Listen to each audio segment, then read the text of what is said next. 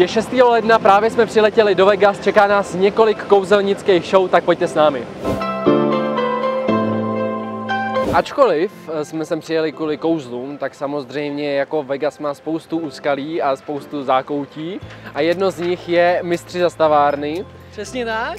Jeden z nejlepších seriálů. Asi na světě, že jo? Tak no. Kdo z vás by neznal Mistry zastavárny? Já si myslím, že to zná úplně každý. No, a my se jdeme podívat dovnitř, jestli náhodou tam nebudou mít něco kouzelnického, že bychom si odvezli jako suvenýr něco staršího. Mistři zastavárny, jdem se podívat, jak to vypadá uvnitř.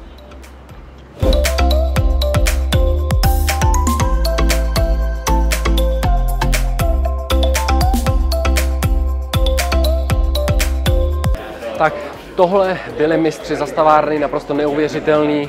No a my pokračujeme dál ve výletě po Las Vegas. Včera jsme viděli představení Shina Lima a musím říct, že to bylo naprosto neuvěřitelný. A nikdy bych nevěřil, že se dá udělat 90-minutová show pouze s jedním balíčkem karet. Takže celkově bych řekl, že to mělo velmi hezky udělaný, i včetně toho, že tam měl hosta mentalistu, což jsme nikdo z nás nečekal. Takže za mě naprostá bomba s jedním balíčkem karet. Co víc chceš?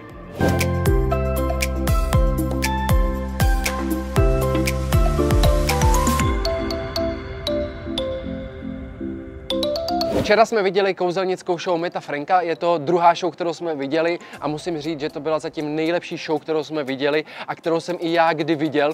Musím říct, že hudba, scéna a celý to pojetí, jak to mělo, bylo naprosto neuvěřitelný a každému bych doporučoval to vidět. Za mě to byla mnohem lepší show než Shin Lim.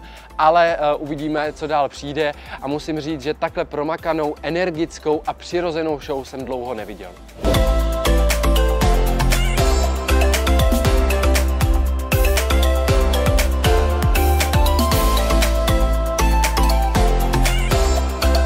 Zatím každý kouzelník ve své show měl kouzlo, kdy se z jednoho místa dostal na druhé místo a tak jsme si tady se Standou řekli, že bychom vám ho i také ukázali. Je to jednoduchý. Teď jste v Americe a pozor,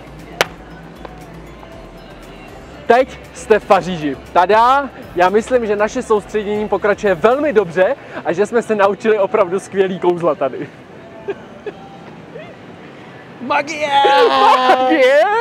Jak to pokračuje? Mění svět.